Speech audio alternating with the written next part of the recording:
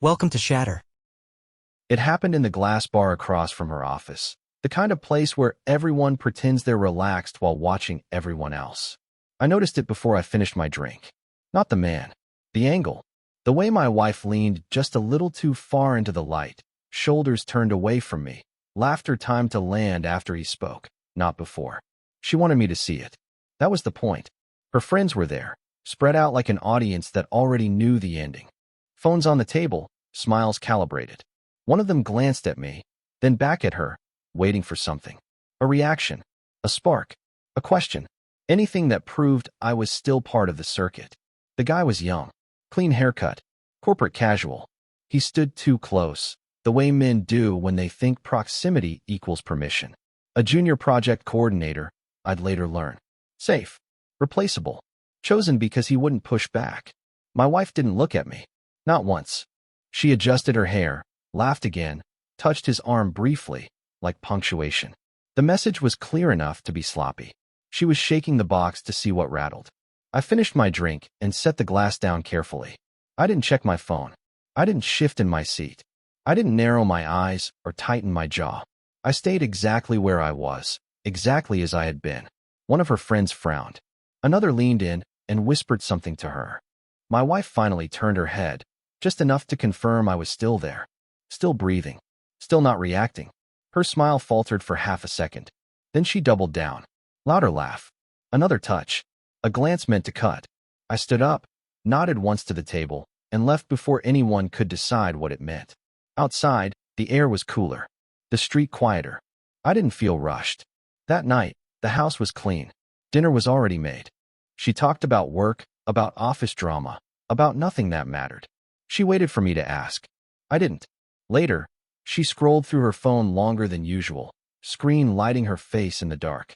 Notifications came in. She smiled at one of them, then looked over at me. I was already asleep.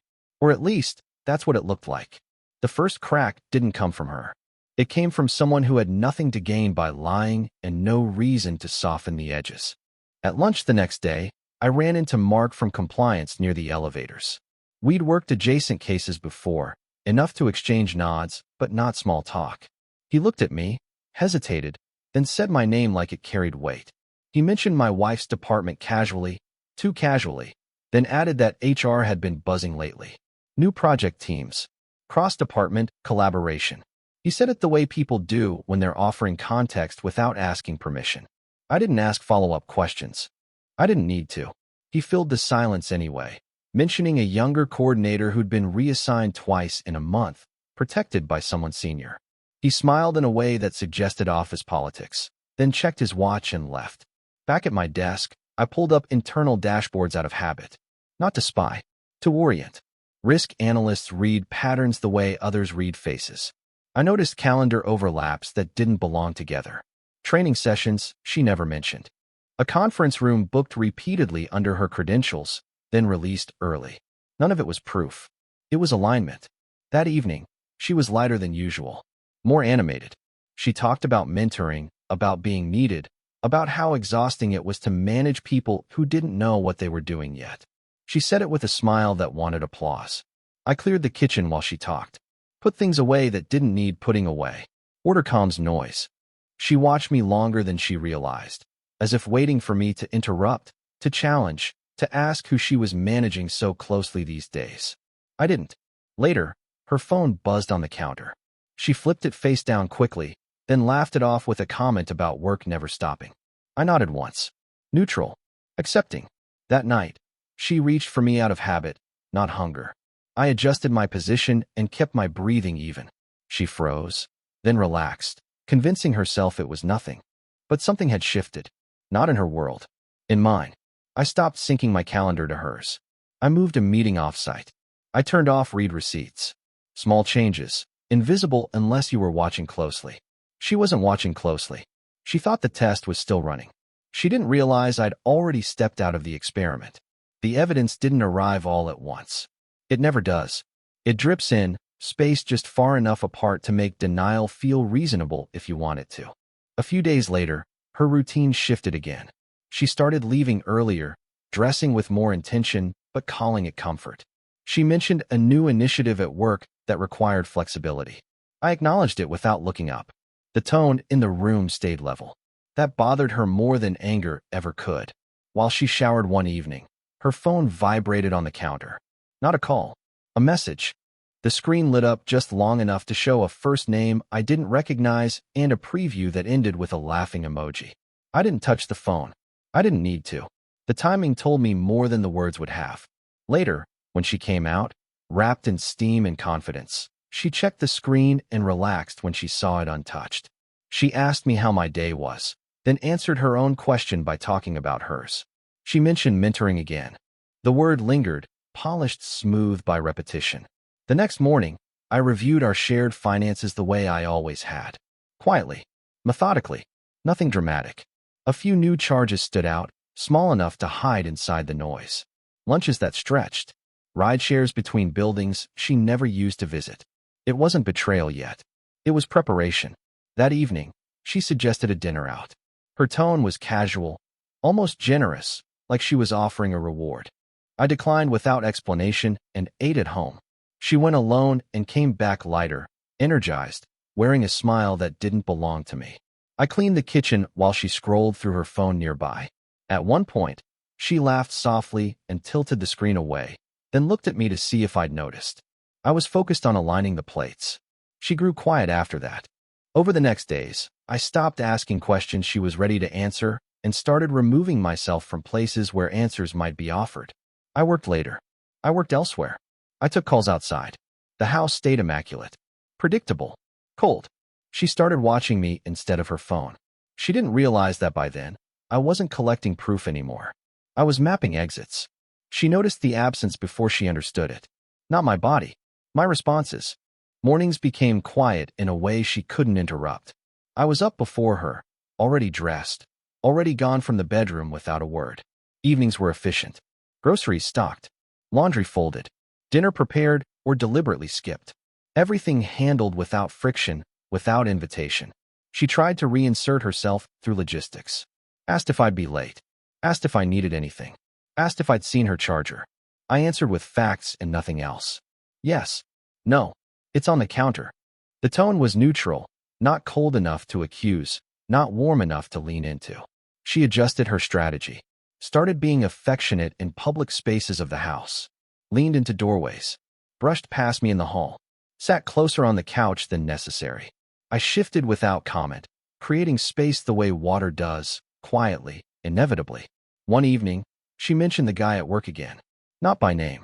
Just a story about a younger colleague who needed guidance, who reminded her of herself early in her career.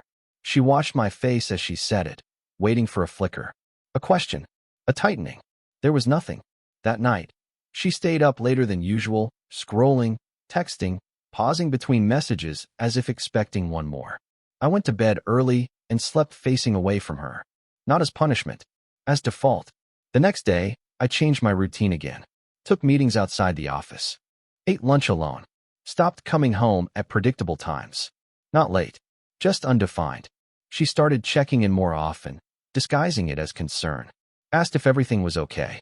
Asked if I was stressed. Asked if she'd done something. I told her everything was fine. The word landed wrong. Too calm. Too complete. She stopped flirting with the guy at work, at least publicly. Not because she felt guilty. Because the experiment wasn't working. The variable she was testing had gone inert. At home, she paced more. Talked less. Watched me like someone watching a screen that had frozen without warning.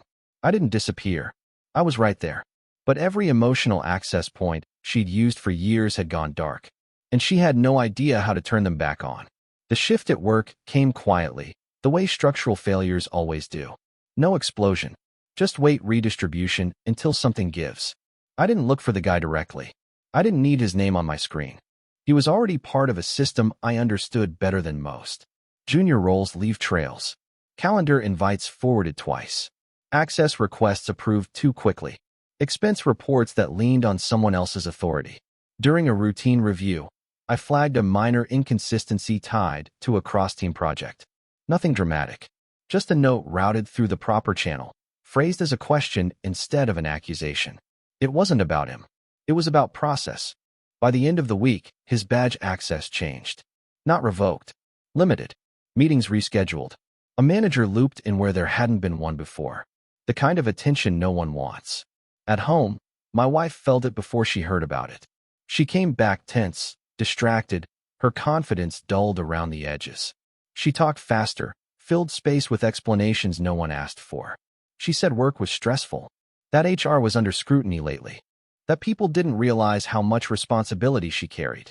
I listened while loading the dishwasher. Plates aligned, glasses spaced evenly. I didn't reassure her. I didn't probe. That night, her phone stayed dark longer than usual. When it buzzed, she checked it too quickly, then frowned. She typed, erased, typed again. The smile didn't come back. Over the next days, she oscillated between irritation and charm. Tried to pull me back with familiarity. Inside jokes. Shared memories. She touched my arm in passing, then lingered, waiting for me to turn toward her. I didn't. At work, the junior coordinator stopped appearing in her stories. Not replaced. Just gone. She mentioned reorgs. Budget tightening. Corporate politics. She said it all like it was happening to her, not around her. I didn't correct the framing. By then, the house had taken on a new rhythm. Predictable. Quiet. Clean. She moved through it like a guest who'd overstayed without realizing it. She thought the problem was external. A colleague. A system. Bad timing. She still hadn't understood that the real change was already sitting across from her at the table, eating dinner in silence. The social layer collapsed next, and that one hurt her the most. It started with small exclusions. Group chats she used to dominate went quiet around her. Lunch plans shifted without notice. Invitations arrived late or not at all. At first, she blamed schedules, then workload, then jealousy. She said people were threatened by strong women when they lost control of the narrative. I heard all of it while folding clothes, aligning sleeves, stacking piles by size. I didn't challenge the story. I didn't support it either. One evening, she mentioned a dinner with colleagues I recognized by name but hadn't seen in months. She said it casually, then added that it had been awkward. People distracted. Conversations cutting short. Someone had made a comment about professionalism, followed by an uncomfortable pause. She laughed when she said it, but the laugh didn't land. She watched my face for a response. I kept folding. The next weekend, we attended a small gathering hosted by one of her friends. The kind of place where reputations travel faster than drinks. I stayed near the edge of the room, polite, observant. She moved through the crowd with practiced ease that kept slipping. Conversations stalled when she joined. Eye contact broke too soon. A friend she'd once confided in asked how work was going, then nodded without waiting for an answer. At one point, someone mentioned office rumors, framed as concern. About HR boundaries. About blurred lines. About how quickly influence can evaporate when trust shifts. No names were used. None were needed. My wife smiled tightly and excused herself. She returned with fresh makeup and less certainty. On the drive home, she talked too much. Filled the silence with commentary about people being fake, about how success makes others uncomfortable. She said it like a conclusion she needed me to agree with. I nodded once and kept my eyes on the road. At home, she poured a drink and stared at it without sipping. Her phone stayed untouched on the counter. No buzz. No rescue. She finally asked if I'd noticed anything strange with her friends lately. The question was careful, indirect, wrapped in plausible deniability. I said I hadn't noticed anything at all. That was the moment she realized the room had changed, and I wasn't going to explain why. She was surrounded, visible, and suddenly alone. The house became too quiet for her. Not empty. Quiet in a way that reflected sound back at you. She started lingering in rooms I was already in, pretending to look for things she didn't need. Asked questions she already knew the answers to. Commented on trivial details, like the way I'd rearranged the bookshelf or switched the brand of coffee. Each remark was a probe, sent out to see if anything would come back. Nothing did. She stopped going out as much. The office had turned colder, and home no longer offered relief. Even her phone betrayed her now. Fewer messages. Shorter replies. Long gaps where the screen stayed dark. She checked it anyway, again and again, like touching a bruise to confirm it still hurt. One evening, she cooked dinner herself for the first time in a while. Took care with it. Set the table properly. She talked while she cooked, narrating her day, highlighting moments where she'd been helpful, appreciated, necessary. I listened from the other room without responding. When we ate, she watched me closely, tracking every movement, waiting for praise, for criticism, for anything that meant engagement. I finished, thanked her for the meal, and stood up to wash my plate. She stayed seated, fork resting on the edge of her plate, eyes unfocused. The performance had ended without applause. Later, she tried nostalgia, brought up a trip we'd taken years ago. A moment she knew I remembered vividly. She described it in detail, smiling at the memory, then paused, leaving space for me to step in. I didn't. The next day, she didn't go into work. Said she wasn't feeling well. She stayed home, moving from room to room, while I worked from the study with the door closed. At one point, she stood outside it longer than necessary, listening, waiting. I finished my call and opened the door. She flinched slightly, then smiled, as if caught doing something she couldn't explain. She asked if we were okay. Not dramatically, carefully, like someone testing thin ice. I said we were fine. The words sounded different now. Final. Sealed. She nodded, but her hands betrayed her, twisting together before she pulled them apart. That was when she understood she wasn't being ignored. She was being kept at a distance, and she didn't know how to cross it. She chose a moment she thought was safe. After dinner, dishes done, no distractions left to blame. She sat across from me at the table, hands folded, posture careful, like someone entering a negotiation without leverage. She didn't accuse. She didn't cry. Not yet. She started by saying she felt distance. That things felt off. That she didn't recognize the space between us anymore. I listened without interrupting, eyes steady, body still. Silence stretched, forcing her to keep going. She said work had been chaotic. That people had misinterpreted things. That nothing inappropriate had happened, at least not in the way rumors suggested. She framed it as misunderstanding, as consequence without intent. She said she felt judged, isolated. She said she needed to know I was still on her side. I nodded once. Not agreement. Acknowledgement. She leaned forward slightly, encouraged by the movement. She said she missed how we used to talk, how easy things were. She asked if I was angry, if I was disappointed, if I was planning something she didn't know about. I told her I wasn't angry. The relief on her face was immediate and brief. I added that I was no longer reacting. That was when the room changed. She blinked, processing, asked what that meant, tried to turn it into a misunderstanding she could manage. She said couples go through phases. That distance didn't have to mean damage. I didn't correct her. I didn't expand. She reached for my hand and stopped halfway when she realized I hadn't moved. Her fingers hovered, then retreated back into her lap. She asked if there was someone else. The question came out sharper than intended. I said there wasn't. That answer unsettled her more than a confession would have. She stood up and paced, frustration bleeding through the composure. She said she felt like she was being punished without a trial, that she didn't know what rules she'd broken or how to fix them. I watched her without expression. She finally asked what I wanted. I told her I already had it. That ended the conversation. Not because there was nothing left to say, but because she understood for the first time that she wasn't steering it. She went to bed alone that night, even though we shared the same room. I stayed at the table long after she left, exactly where I was. Unavailable, unmoved, out of reach. The collapse didn't announce itself. It crept in through gaps she'd never noticed before. She stopped pretending everything was fine. The office had reduced her authority without saying the words. Projects rerouted. Decisions second-guessed. People who once deferred now asked for approvals in writing. She came home drained, carrying the weight of a room that no longer bent around her. At home, there was nowhere to set that weight down. She tried calling her friends again. Conversations ended early. Excuses surfaced. She mentioned one afternoon that someone hadn't returned her message. She said it lightly, like an observation. Then she checked her phone twice in a minute. The younger coordinator was gone entirely from her orbit. No texts. No updates. Whatever attention he'd offered had evaporated under scrutiny. She didn't talk about him anymore, but his absence echoed in the way she moved, cautious and off balance, like someone adjusting to a missing step. She started remembering things out loud. Moments she hadn't valued at the time. How I used to wait up for her.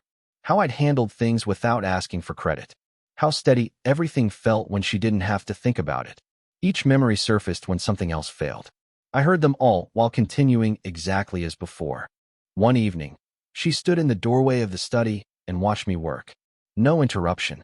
No question, just observation. When I didn't look up, she left quietly. Later, she broke down alone in the living room. Not dramatically, just a quiet unraveling, shoulders shaking, breath uneven. I passed through the room to get a glass of water. She looked up, eyes searching for recognition. I nodded once and kept walking. The next morning, she looked smaller, less composed. She apologized without naming anything specific. Said she felt like she'd lost everything at once. Her footing, her voice, her place. I acknowledged the apology and said nothing more. That was when it hit her. Not all at once, but clearly enough. The control she thought she'd been testing had never belonged to her. The reactions, the reassurance, the emotional labor she'd taken for granted. She'd shaken the structure to feel powerful and discovered too late that she was standing on it. Now it was gone, and I was no longer standing underneath to catch the fall. The end didn't arrive with a fight. It came with clarity. She tried once more, carefully, the way people do when they know the stakes, but not the rules. She didn't frame it as guilt or confession. She framed it as rebuilding. Said she was ready to refocus, to recalibrate priorities, to do the work. She used language she'd used at the office for years, polished and safe. I listened, hands folded, expression neutral. She waited for a signal, any sign that effort would be rewarded, that the distance could still be negotiated. I told her I wasn't leaving out of anger. I wasn't staying out of fear. I said I'd already stepped out of the dynamic where reactions were expected and respect was optional. She asked what that meant for us. I stood up and went to the bedroom. Took the bag I'd already packed days earlier and placed it by the door. Not rushed, not dramatic, just executed. Her breathing changed. She followed me into the hallway, asking questions she didn't want answered. Where was I going? How long? Why now? I told her I wasn't disappearing. I was just no longer showing up where I wasn't respected. The words landed heavy, not sharp, final. She reached for me, not physically, but with her voice. Promises surfaced, explanations, a sudden willingness to be transparent, to be accountable, to be different. I believe she meant it. It didn't change anything. I picked up the bag and opened the door. She stood behind me, silent now, understanding too late that sincerity doesn't rewind time. It only clarifies what was missed. Before I stepped out, I turned and looked at her. Not with anger, not with triumph, just recognition. I told her this wasn't punishment. It was consequence. The kind that doesn't shout or demand acknowledgement. The kind that simply removes itself. Outside, the air felt clean, uninterested, honest. I walked away without checking if she was watching. I didn't need the reaction anymore. The board had changed. And for the first time in a long while, I wasn't part of the game at all. Support the channel by liking, commenting, and subscribing. I promise even more interesting stories.